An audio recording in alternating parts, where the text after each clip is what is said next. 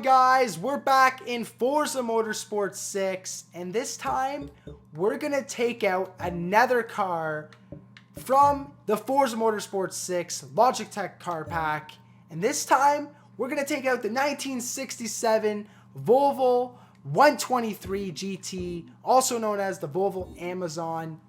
And in my country, which I just found out today actually, in Canada, it was actually called the Canadian GT. That is unreal. Pretty cool name. Not really original, to be honest, but I still think it's cool. Anyways, 115 horsepower stock, rear-wheel drive for 1967. That's pretty good specs at 2,500 pounds. Pretty light. Overall, a pretty quick car, I bet.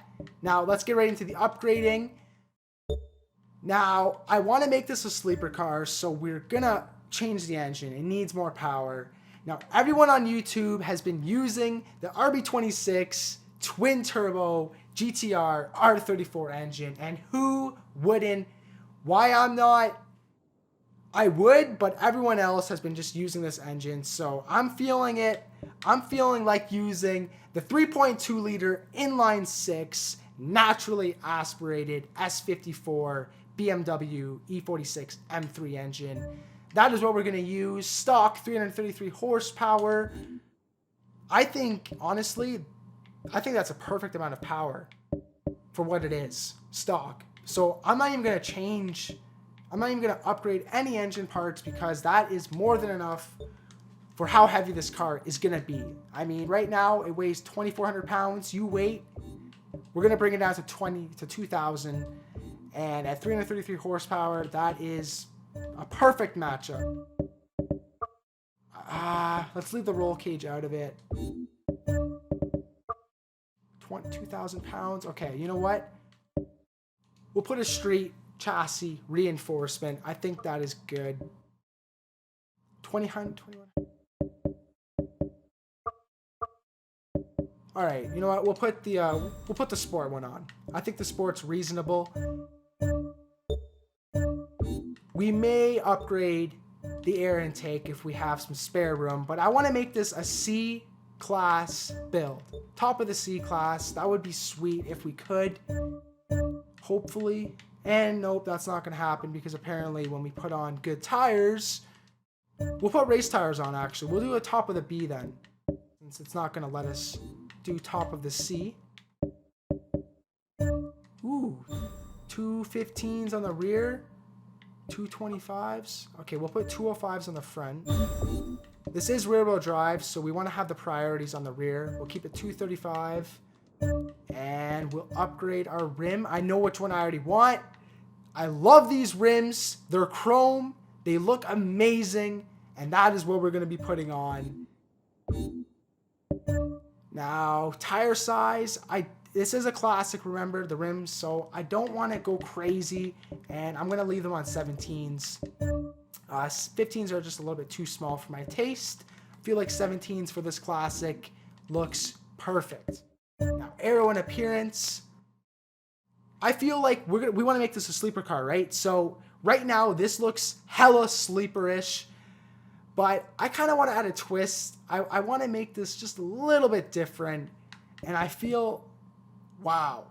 I feel like the chrome rear bumper corresponding with no front bumper actually looks for once really cool. Honestly, I really do think it does. Now, when I take the rear off, you guys can see for yourself. Personally,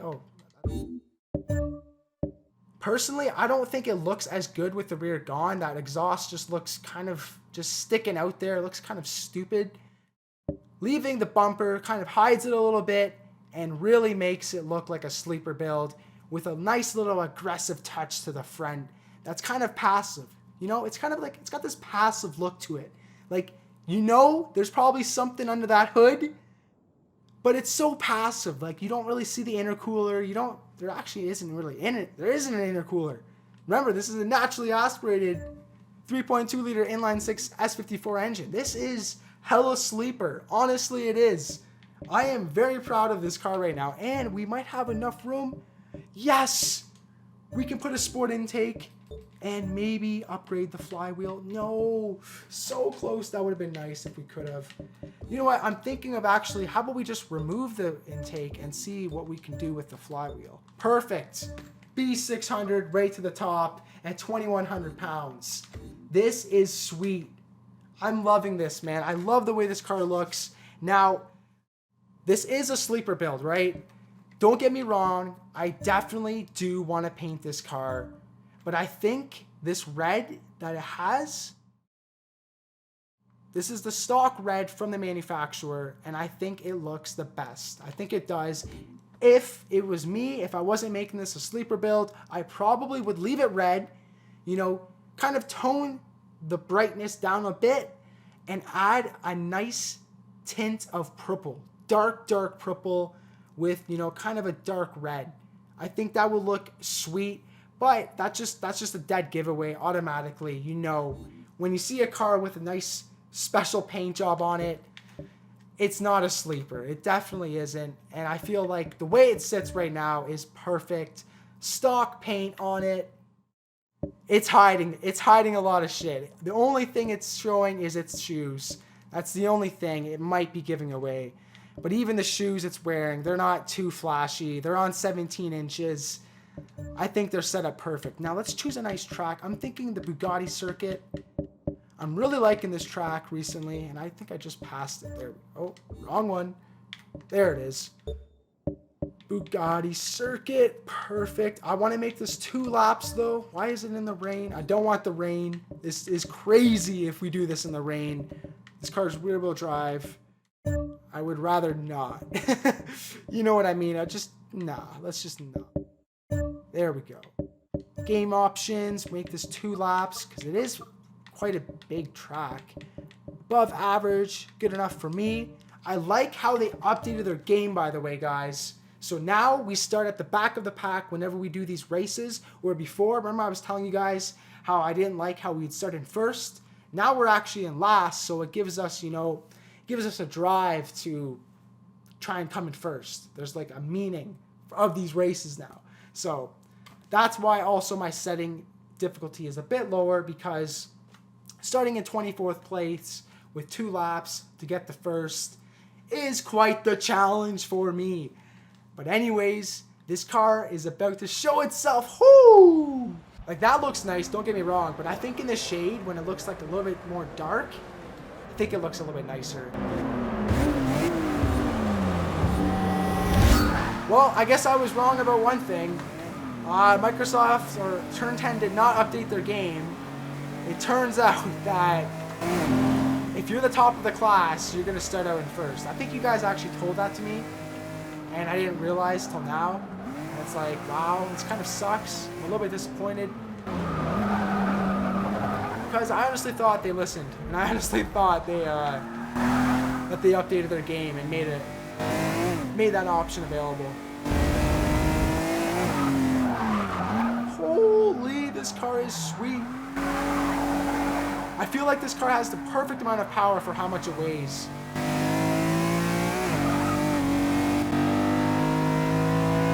I'm lucky I got the 235s on the rears, because if I didn't, I don't think I would have a lot of control.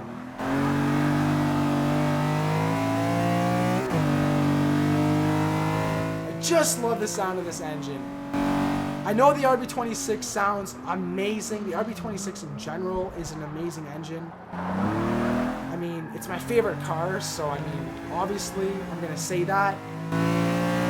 But the S54 M3 engine, in my opinion, I think both of them would be a great head-to-head race. The R34 GTR and the E46 M3. A head-to-head between those two, man. That would be sweet. Let me know in the comments below if you guys want to see that in a versus video, because I'm more than down to do that for you guys. So let me know in the comments below. Holy, this car is sweet. Like right there, I only lost control because I just put down the throttle hard while I was turning. I mean, that was my own fault.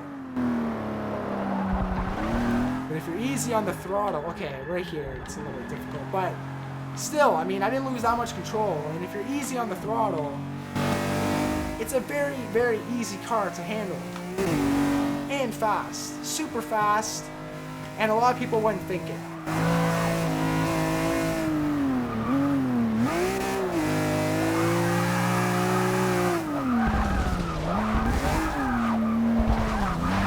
Oh shit.